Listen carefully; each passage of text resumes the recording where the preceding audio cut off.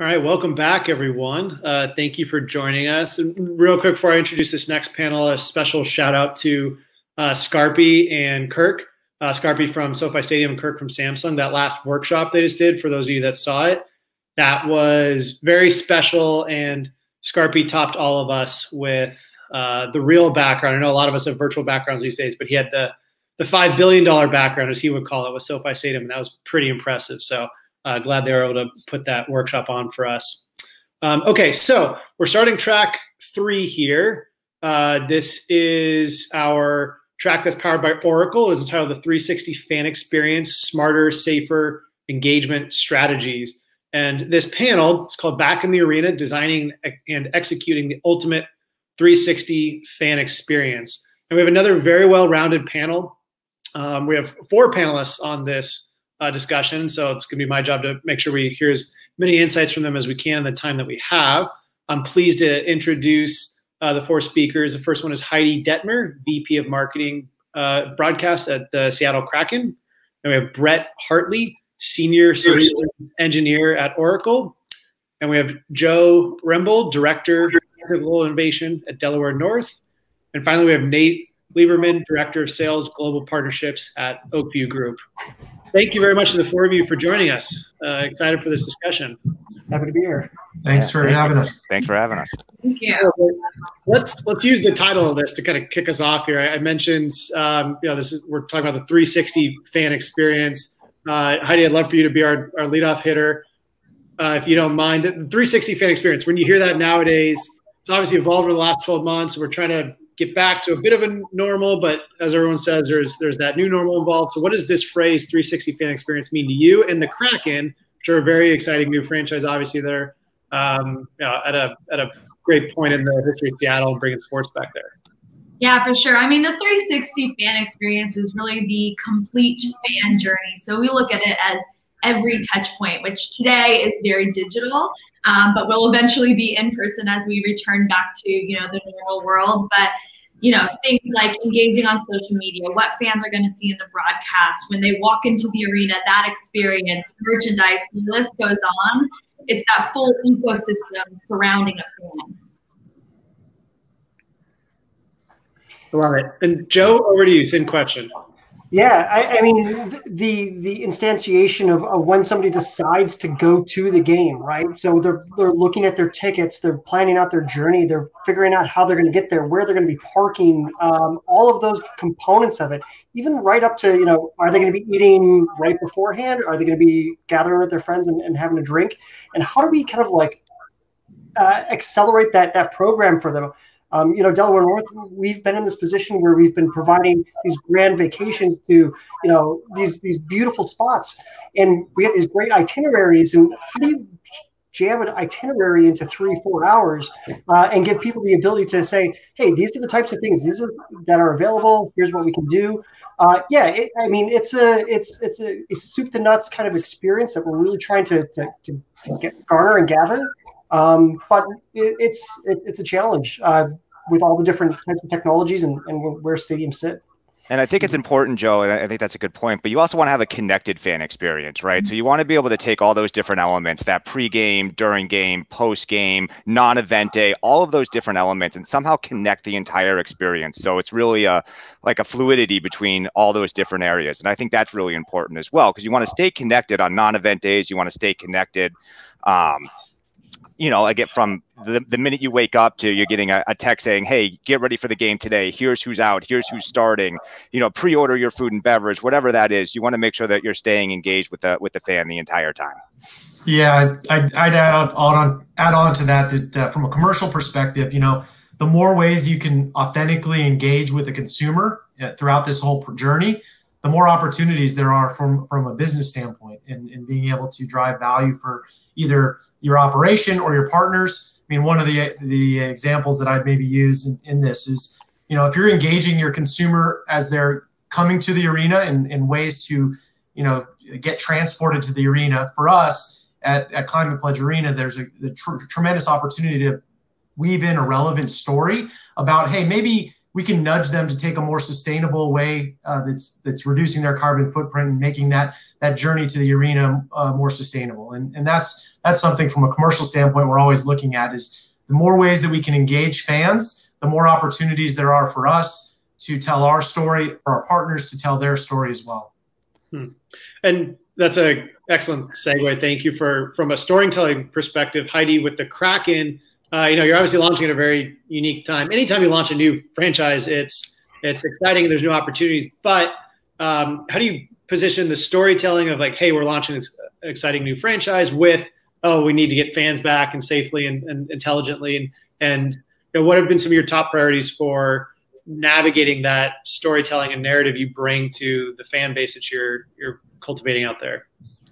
Yeah, I mean, it certainly is a unique time for that, right? And I think we're still getting to know our fans, and there's a lot for us to learn as far as what their preferences are, their comfort levels, and we're going to continue to learn more and more as they start to come to live events. So I think really understanding what those friction points might be, what those points of concern might be, and really over communicating the safety precautions that we're taking when it comes to returning to live events. And Brett, to build on that, what are potential friction points you kind of advise teams on to look out for? And from your engineering perspective, what are you really looking for as fans kind of return here? Well, I think what we really focus on is being able to support multiple different service styles within the venue, right? Everybody's going to have their own comfort level, whether it's ordering from a digital platform, ordering still from a belly up concession stand, going into a restaurant, whatever that is. We want to be able to make sure that we have, that we're able to support a number of different fan journeys, from contactless to the way that it used to be. Because again, we don't really know how everything's going to kind of shake out, down the line, right? We just want to make sure that we're nimble enough and that we're presenting enough different opportunities in different ways for fans to buy their food and beverage at these, at these venues. And that's a good point, Brett, because over COVID here, a lot of folks have, really kind of learned to use technology a little bit differently. There's folks who will still go to the restaurant and they'll scan the QR code that's in the picture window that's right outside there and wait for their food, or they might order on DoorDash and pick up, or have it actually delivered to their house. So, I mean, just all of the different methodologies of this omni-channel experience has really kind of influenced the way that we're going to be looking at stadiums and the future of stadiums. And I think from the operation standpoint, it's going to be really interesting, because it's one thing for us to sit back here and talk about that, but the operators are the ones that have to take care of all these omni-channel ordering ways and in different ways that they can handle food and beverage. And even from like a building standpoint, like an infrastructure standpoint, you may have to change your belly up concessions into a pickup window and add all these different technologies and different ways to do it, and train your staff. It's a lot of pressure on these on these operators. And I think one benefit is that you're getting people back into these buildings slowly, so you can kind of build that up and start to understand where those challenges are in order to as soon as you're full strength, you're ready to go. Yeah, and it's always been kind of the opposite too, right? So it's always been, hey, here's your space and here's your operation. Let's try to layer technology into it and kind of retrofit it. And, in the example of Climate Pledge Arena out there in Seattle, like, you guys have a much bigger green field here, a lot more opportunity to think of different ways that you can service the customer and the guest, and really kind of be able to play those different points in that customer journey. Nate, from an OVG perspective, as you're involved with obviously launching up in Seattle with Heidi, how much do you look at other OVG properties and partnerships to help kind of guide a new project like this that have been existing and living throughout the COVID, and then now we're coming into this kind of transition? Great question. I mean, ultimately we've got a large portfolio of partners that we've looked at that have built recently, looked at the new technologies. Our chief operating officer came from building the Chase Center, so took a lot of the learnings, the key learnings from when they opened. Obviously, look at a lot of our Arena Alliance clients and look at how they've done things.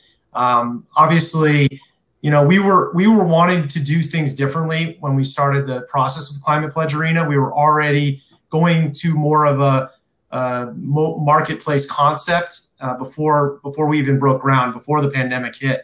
So obviously are leaning into that in a bigger, better way, knowing that consumers in the marketplace were already starting to get more comfortable with the mobile ordering, the grab and go type of environment that you're seeing pop up in COVID environments in the traditional markets.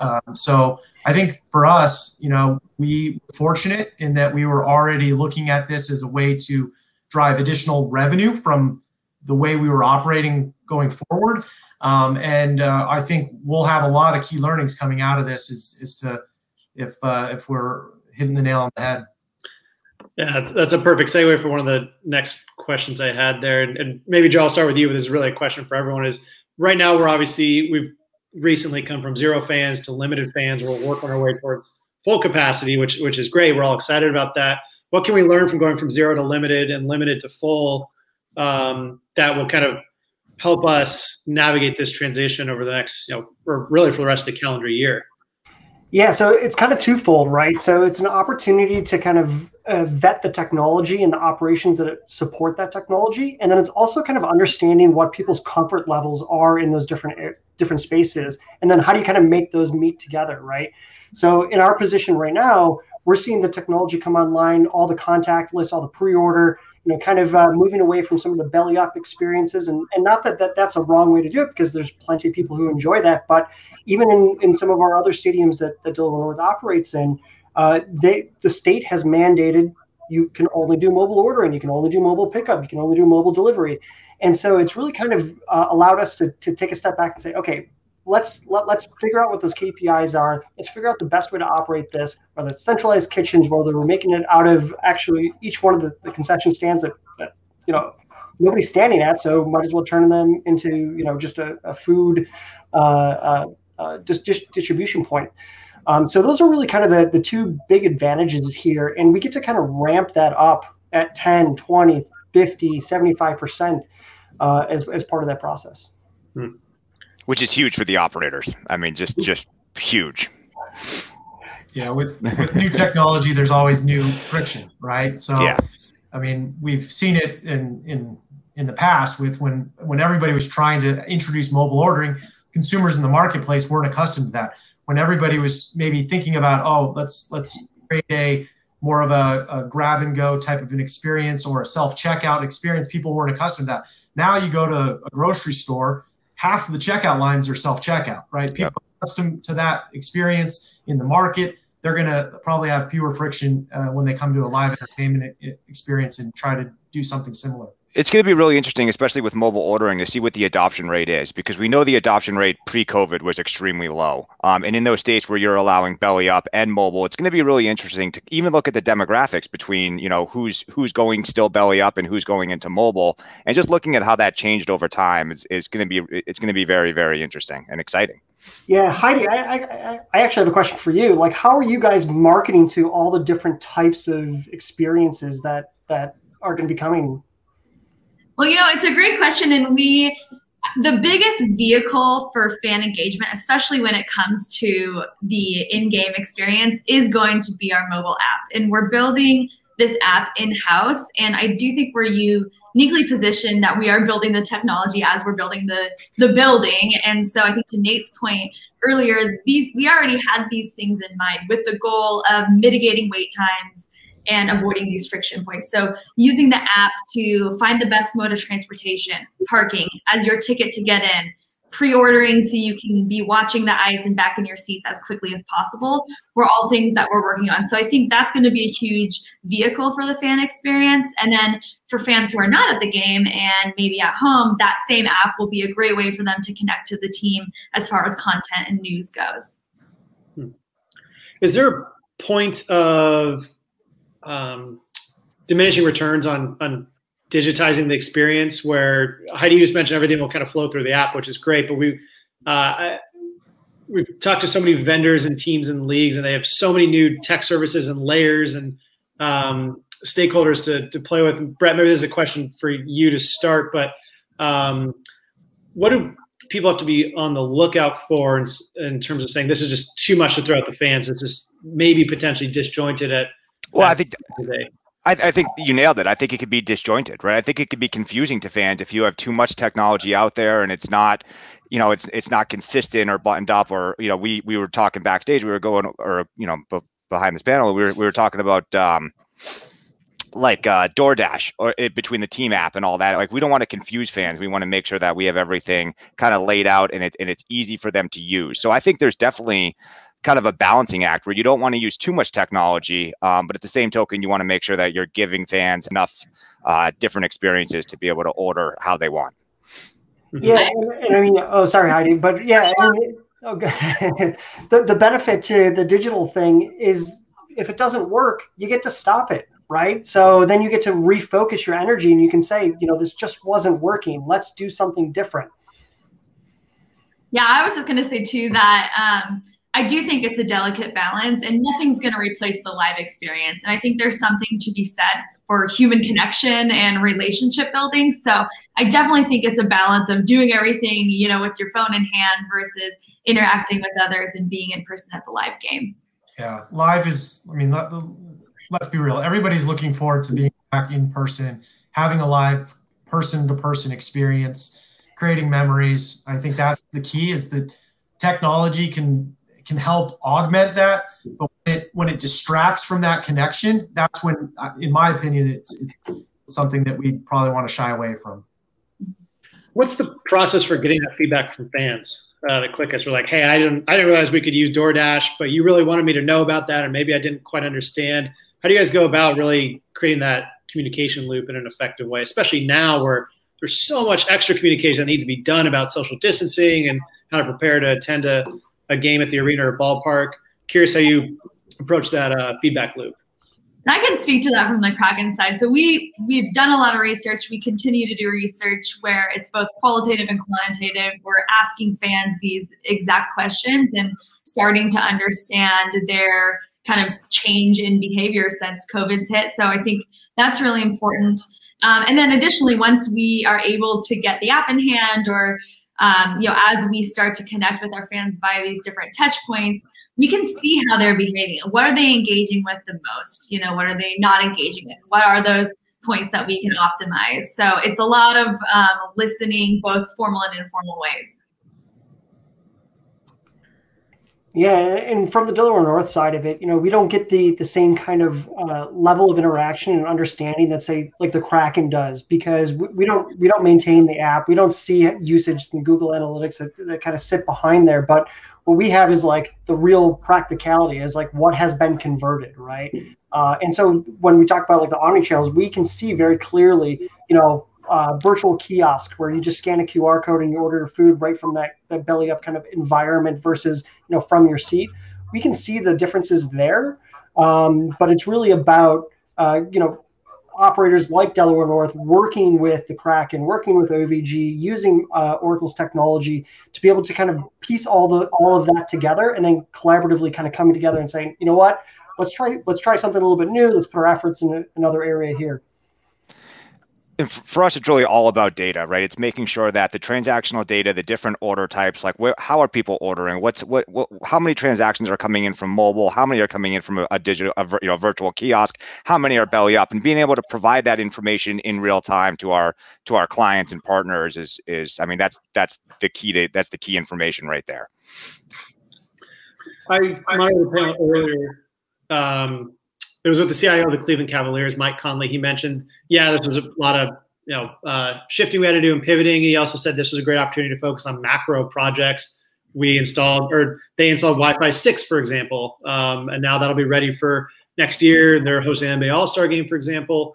Were there any kind of macro projects that you were able to say, hey, let's take advantage of this pause right now, or kind of slowdown of things and prioritize it and get it done in times for fans to come back and in time for creating this new kind of fan experience that will be expected?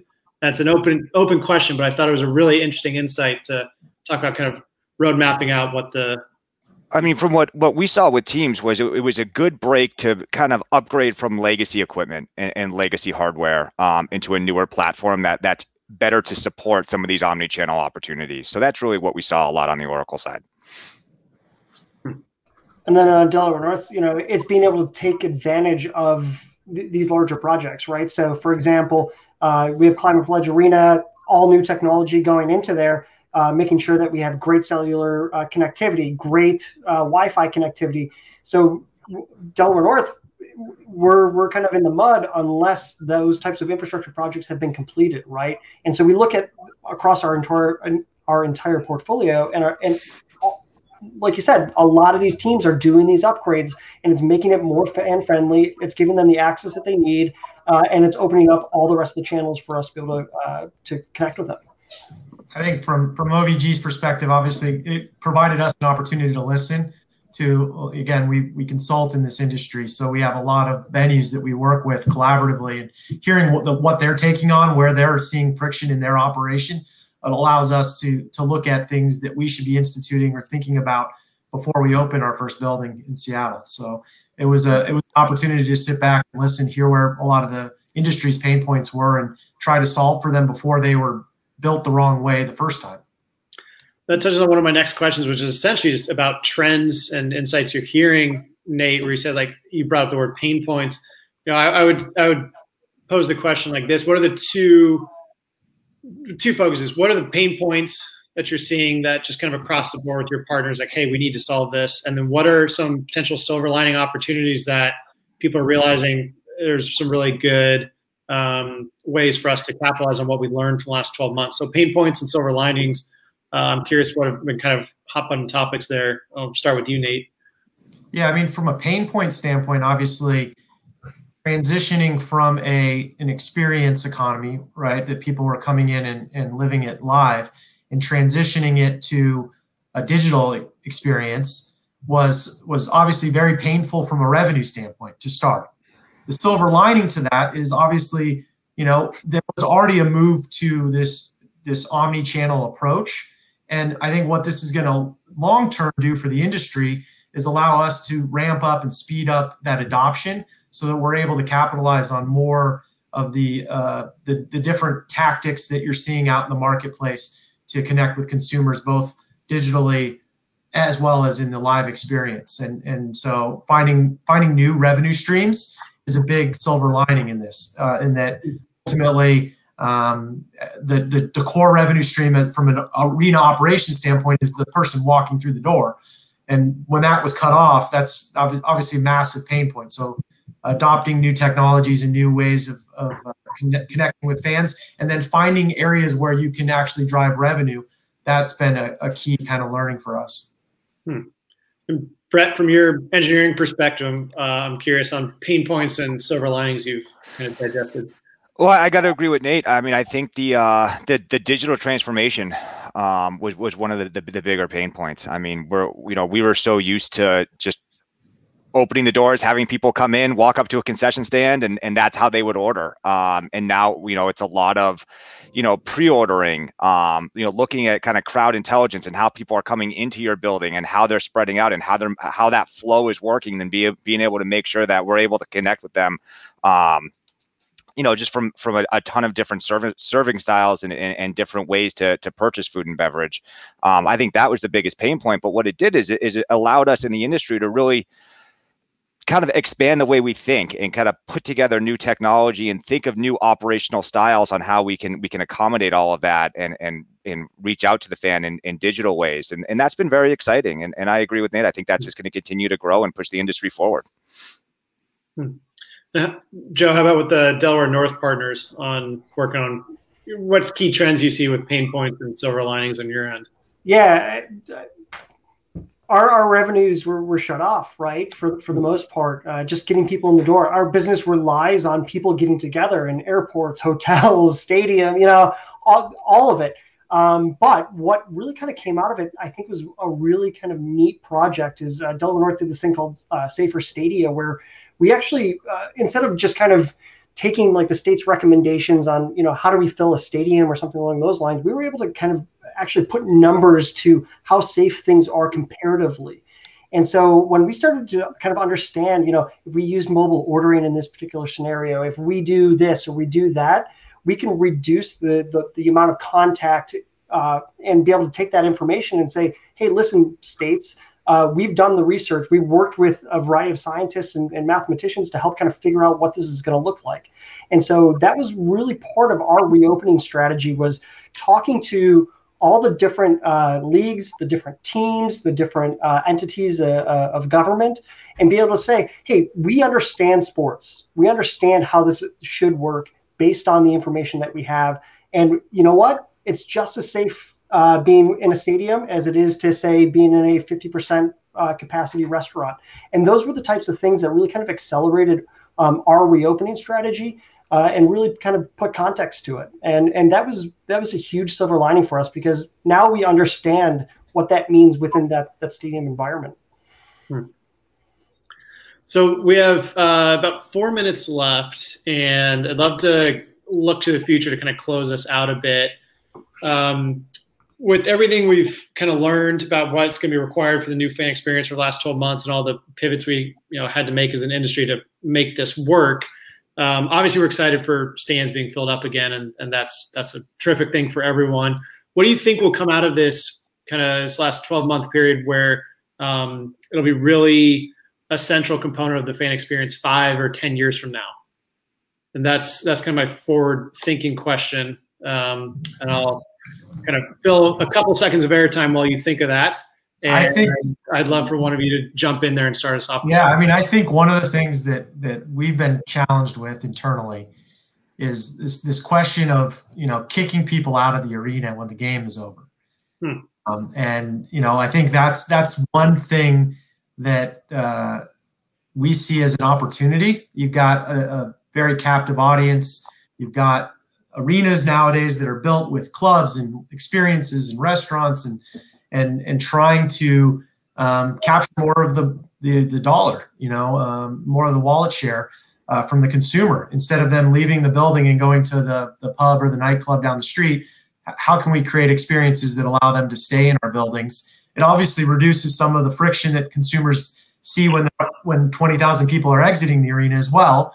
So the people that are wanting to stay out and experience or have a fun experience and have that connected experience are able to stay in our buildings longer. So that's one thing I know we've been challenged internally and looking at, and how we design and program our buildings.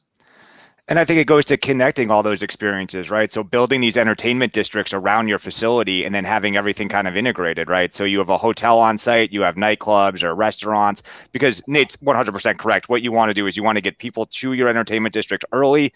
You want them eating beforehand, then, going to the event, eating there, and then making dinner reservations at another place in your entertainment district, going there post-event, and then going right to your hotel, right? And then from a technology standpoint, how do we make that a seamless experience, right? How can you use, your hotel key as a QR code on your phone and use that to get into the game as your ticket and to order food and beverage there? And right, that's really what we're looking at. It's getting people into these entertainment districts for the day, right? And the other big thing is parking. That's normally the #1 complaint from fans is getting away from the arena, post event. How do you keep them there? How do you spread that parking out? How do you spread that departure time out?